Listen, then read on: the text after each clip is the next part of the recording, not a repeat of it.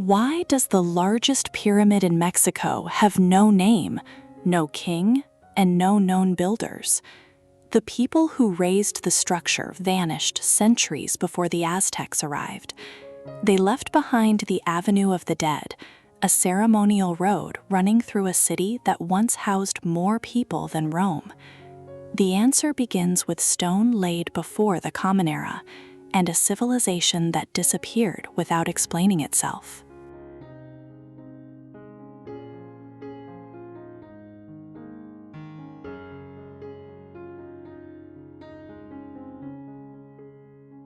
East of Teotihuacan, on the flat limestone plain of the Yucatan Peninsula, the Maya built a different kind of city.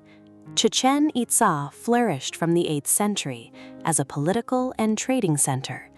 At its center stands El Castillo, a stepped pyramid with 365 stairs, one for each day of the solar year. Beside it lies the largest ball court in Mesoamerica, where a ritual game combines sport, religion, and sometimes sacrifice.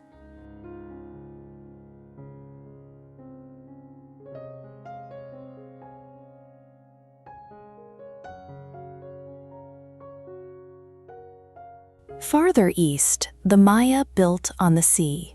Tulum was a walled port on the Caribbean coast, trading jade and obsidian along maritime routes. Its temples perch on a 12-meter limestone cliff above the water, unusual for Mayan cities, which typically stood inland.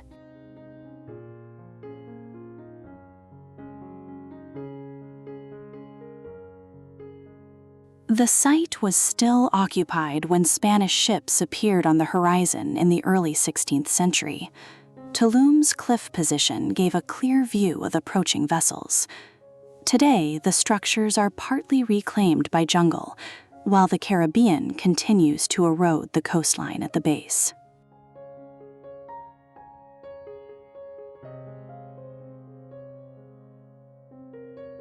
South of the Yucatan, in the Oaxaca Valley, the Zapotec carved a capital from a mountaintop. Monte Alban was inhabited for over 1,500 years. Its pyramids and platforms surround a grassy plaza overlooking the valley. Below Monte Alban, the colonial city of Oaxaca grew around a different kind of monument.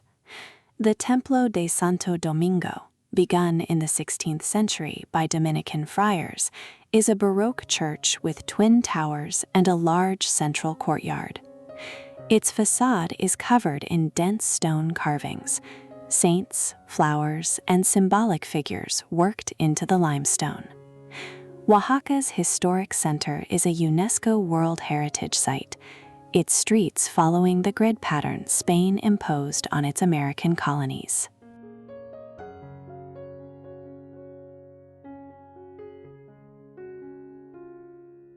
Across Mexico, Spanish colonial cathedrals anchor the historic centers of major cities. In Mexico City, the Zócalo is one of the largest public squares in the world. The Metropolitan Cathedral took more than 250 years to build, reflecting 3 centuries of changing styles. The same repeats in Mérida, where the Cathedral of San Ildefonso was built from stones of a demolished Mayan temple. In Puebla, the cathedral faces a grid of streets with tiled facades. And in Campeche, the cathedral sits beside Independence Plaza.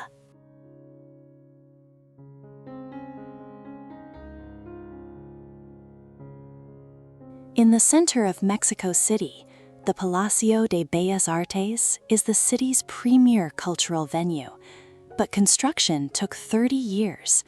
Work began in 1904 under Italian architect Adamo Boari, then halted during the Revolution. Completed in 1934, the building combines an Art Nouveau exterior with an Art Deco interior. Its marble dome is covered in tiles that shift color with the light.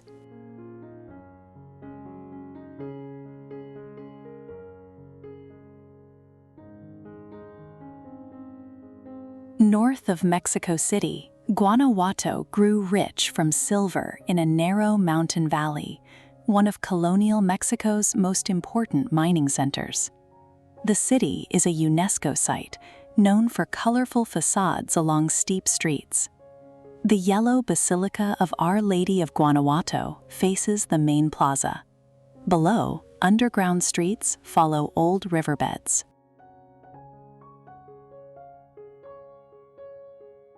On a hill above Guanajuato, the El Pipola Monument honors a hero of the Mexican War of Independence. In 1810, a miner called El Pipola carried a stone slab as a shield against Spanish musket fire, setting fire to a fortified granary where colonial forces had barricaded themselves. A funicular carries visitors to the viewpoint.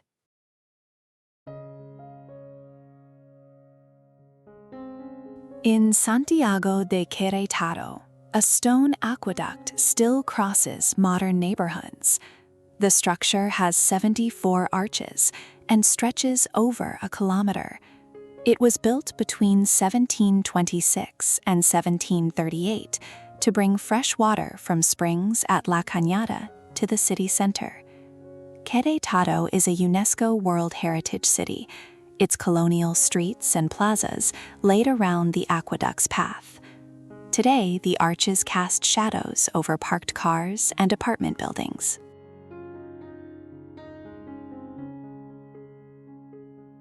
South of Querétaro, in the mountains of Guerrero, Taxco climbs steep hillsides in a cascade of white houses with red-tiled roofs. Silver mines made it wealthy, and in the 18th century, that wealth built the Church of Santa Prisca, a Baroque church with twin towers above narrow streets. Taxco is a pueblo mágico, recognized for its colonial character.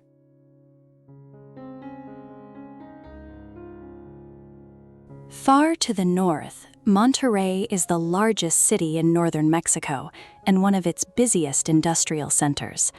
The city sits in a valley ringed by mountains, but one peak dominates the skyline, Cerro de la Silla, named for its resemblance to a saddle. The mountain has 4 peaks and reaches over 1,800 meters. Monterrey's modern skyscrapers, glass towers, and steel frame apartment blocks cluster at its base. The city produces steel, cement, and beer, and its business districts have drawn migration from across the country for generations.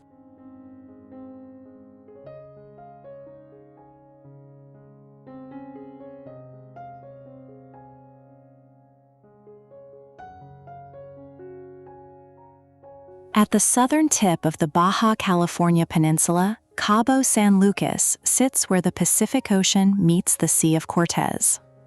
The marina is a major sport fishing destination, and the bay is framed by arid, rocky hills. The coastline here is dry. Cactus and scrub cover the slopes. Boats fill the harbor, from fishing pangas to sport fishing yachts.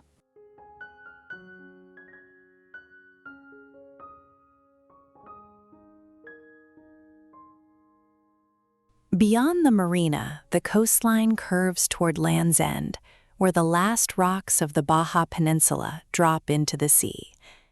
The water shifts from the deep blue of the Pacific to the turquoise of the Sea of Cortez. Tour boats navigate between the cliffs, past sea lion colonies and rock formations carved by wind and waves.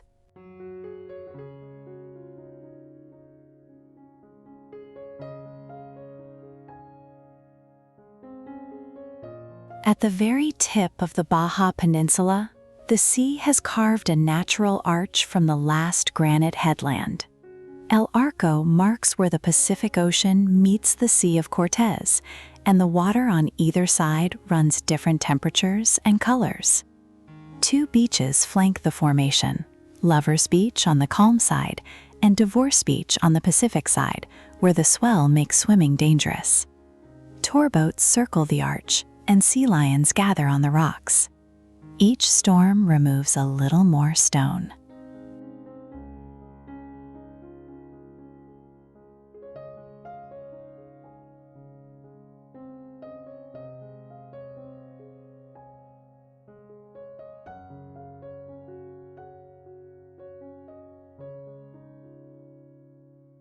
On the Caribbean coast of Quintana Roo, Cancun's hotel zone occupies a narrow barrier island, barely a few hundred meters wide in places.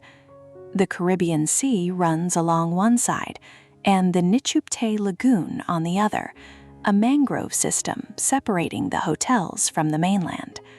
High-rise resorts line the beachfront, concrete towers built since the 1970s, when the government selected the site.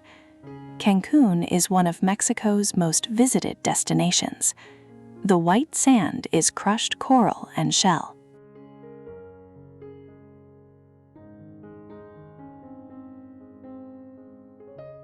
A short distance off the coast of Cancun, Isla Mujeres stretches about 7 kilometers through the Caribbean. The island is narrow and flat, with a rocky southern tip and sandy beaches to the north. Its name, Island of Women, may come from figurines of the goddess Ixchel found by Spanish explorers. The surrounding water is clear and shallow, making the island a snorkeling destination. Small boats ferry people between the island and the mainland throughout the day.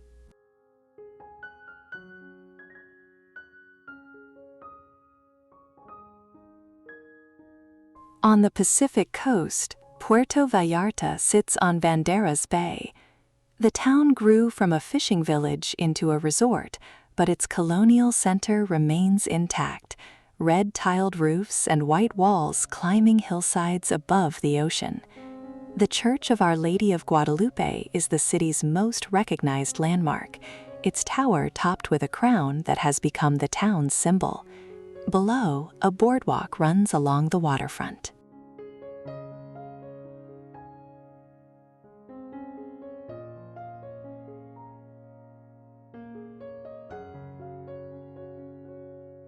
South of Puerto Vallarta, Acapulco was Mexico's first major international resort.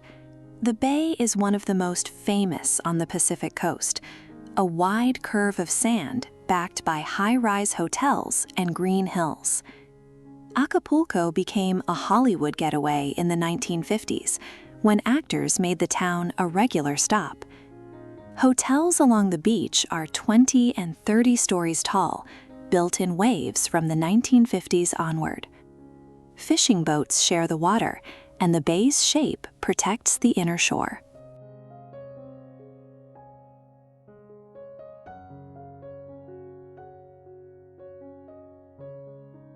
In Chiapas, in southern Mexico, the Agua Azul waterfalls cascade over a series of limestone terraces. The name means blue water, and the color is real.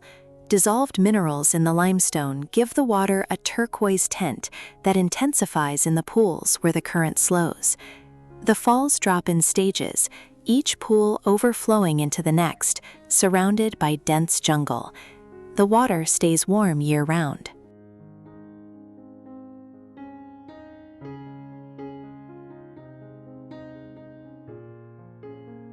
Near Tuxtla Gutiérrez, the Grijalva River cut a canyon. Its limestone walls rise 1,000 meters above dark water. In Hidalgo State, Grutas Tolantongo is a hot springs resort built into a canyon. Volcanic springs feed warm water into tiered pools carved along the hillside, surrounded by green trees. The civilization that built Teotihuacan left no records, but the land remains. At Bacalar Lagoon in Quintana Roo, the Lake of Seven Colors, the sun sets over one of the largest freshwater lakes in Mexico. The stone that started this story stands 1,000 kilometers north, still without an explanation.